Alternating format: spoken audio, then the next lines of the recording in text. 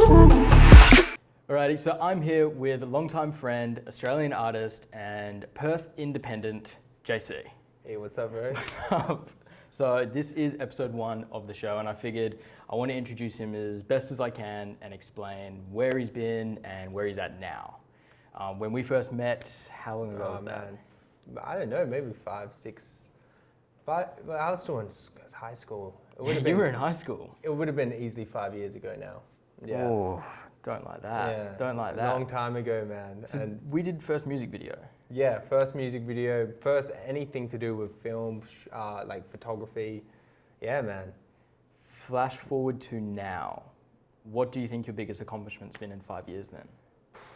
Probably staying true to myself would be one of them, and just knowing that I'm doing this for the right reasons, like staying genuine with the actual fact that I just love making music. And you know, there's been a lot of sort of adversity, if that's the word I'm thinking of, that has kind of come across, and like there's been many times where I could go this way or go this way or go this way, but I've always been like, you know what, I'm gonna go this my way. Because you're still independent. Independent. Not signed. Not signed.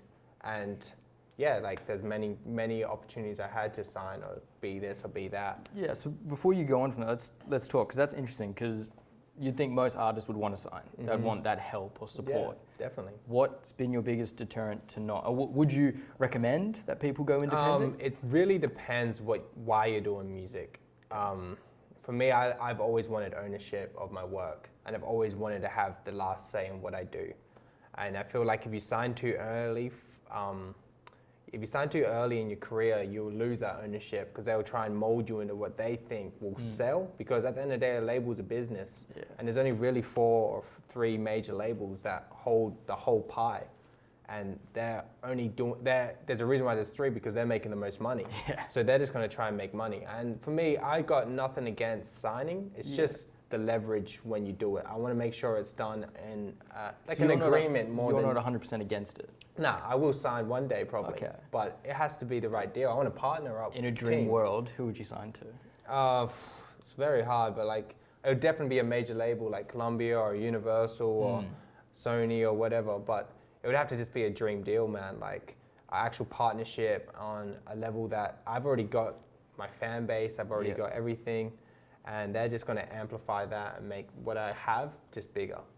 Because you got to build, it's like team, man. You got to, if the foundations aren't strong, you're going to build something. It's like you're going to build something you don't like, or you're just going to build something that's just going to crumble down. And I feel like a big thing with you is, like, speaking on team, sorry to interrupt, is the whole idea that you're really big on team. You know, young team, that's like a, you know, a slogan you guys use. How have you gone about, you know, and what would you recommend for people who, let's say, want to create, you know, any creative project? How did you go about choosing these people? You got to be completely adamant with what you want to do, and you need to decide. So the first thing for me was making a decision, like just going like from high school, that last couple years of high school, there's a huge kind of pressure on people to make a decision, and you got to go here, go this, university. And I just made a decision that the only thing that felt right where my heart was creating music and entertaining. So once you make that decision, a lot of things will open up for you. And I realized that the people that could help me the most were my existing friends, and like people like you, who I already had these people in my life. It was just about being open with what I was trying to do and just explain it. And if I believe something enough, someone else is going to believe it the same. That's how religion works. Someone believes it, everyone's going to believe it eventually, with the right message behind it. You know, if it comes from the right place. So I just elaborated to my manager, Nick and Julian, and Jed these guys are all best friends of mine from school. Like Julian's the exception, but now we're best friends. And we just spoke about it, and you know, it feels right. So team is essential, man. Team is essential. I think a good way to translate that would be, obviously, your recent success. Was it 26 weeks? Is that what you called 26. it? 26. I called it One Song, One Dream. And do you think that was achievable with it? Wait, before we do that, what was One Song, One Dream was music video and original song produced, mixed, mastered by myself every single week for 26 weeks, which is 6 months. Yeah. And am I correct in saying that's probably a Guinness World Record? It is. We've submitted it to Guinness World Records, and we're waiting on the certificate and all that shit, but it's submitted. And no, as far as we know, no one else has done it. The record was to be claimed for. Yeah. Jeez. So we're pretty happy about that in that sort of thing. Like, but yeah, going back to the whole passion and the heart thing, it just came from a true place, man. Like I was literally creating so much work. Start of last year, I was making a new song every single day. And when I say new song, I mean like beat, mixing it. It was a rough demo at the end, but I had the song there.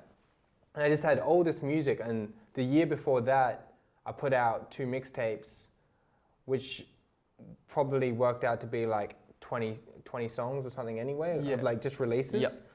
So I was just like, I can't just keep putting out mixtapes. So I got to kind of distribute it differently because people don't have attention span when they listen to a new artist. They just want to like, get to the point and see if he's hot or not. Yeah. So I just dropped single. And then Andrew, Just Play Media, absolute prodigy. You know, we just started making clips to him and it just kind of went from there. Rolled from there. Yeah, I think that's interesting because you have been grinding for like a while now. You know, like... Well, not really. That's the funny thing. When I look back at it on the scheme of things. So Modern Day Mixtape dropped February of... We're in 2020 now. 2018. Okay, so really you've been pursuing this properly for 2 years. 2 years. How do you balance that in your mind, like with like ego, like any creative faces it, you know, you put your heart and soul into something. And well, the ego is such a, you know, I'll tell you one thing, then I'll tell you another thing. The ego is the same thing that's going to tell me, and for the people who don't know what an ego is, it's essentially just a voice in your head, you know, just your personality, the thing that, your identity. So for me, it's like, it'll tell me one thing, it'll tell me I'm a genius, I'm the best in the world, my music's so hot, and then it'll tell me that I'm not good enough, or maybe like I should give up, you know? So it's such a weird way to take it. So the way I take it is, if it's telling me 2 polar opposites, I just can't trust it at all. Okay, so you don't trust your ego? Don't trust it. Okay, what do you trust then? I only trust what feels right. And that is what I say when you're just present, you know, like I'll never put a song out if I come to the end of it and it just doesn't sit right with me. The only time I'll put something out is if I feel it. So have you ever gone all the way, you know, finished, mixed, mastered, you know, produced this entire song, got to the release and just gone, I'm not putting it out? Yeah, many times. I've got hundreds. And that's what happens when you force something for me. I don't force shit. Like I won't force work. I won't force art. Art is, for me, it comes from being present in what you're doing, and then it can come through. If I'm trying to make a hit, I won't be able to make a hit. If I'm trying to do this, it's like if you're trying to be you, you're not going to be you. You can't try and be yourself. You just got to be you. You just got to let it happen. And that's what the ego will make you think. It's like, man, like, and then going into that identity, that's one thing I found myself doing. It was like, I can't try and be Jaycee. It's like I have a vision of what Jaycee is, and I'm trying to meet the vision I made of Jaycee in my own head. It just doesn't make sense. I had to just surrender to just living, and then Jaycee becomes something. Just who you are. So, yeah, man, and that takes a lot of reflecting and just a lot of kind of being just aware, you know, of yourself. But yeah, the ego, man, it's fucked. So in hindsight, you know, I think a good way to end, you know, the first episode would be, if you could go back, you know, and, you know, obviously hindsight is everyone's biggest weakness. If you could go back and give your 16-year-old self, you know, like some advice or some warning, you know, what would you say? I would say that I wouldn't give my 16-year self a warning. I'd just say that nothing is as it seems, that nothing is permanent. It's like my 16-year-old self would be looking at its friends group, looking at, you know, what I'm doing, and I would think, this is life, you know what I mean? But it's not true. Like, there's a lot more to it. And even this interview right now, we'll look back on this in 12 months' time, and our lives could be completely different, or whatever it could be. And it's like, everything is progressing, and one thing we can never stop is time. So we just got to accept the journey, you know? I'd say to my 16-year self, trust the journey, and don't try too hard. Don't try to be something. Just be you. Jeez. I think that's probably the best way to end episode 1. Thank you so much, man. Pleasure, my bro. Pleasure. I'm sure we will look back in this 12 months and think, damn, that was Oh, you'll be like, man, like you could have the biggest show in Australia, we'll be like, I'm so happy as a part of that.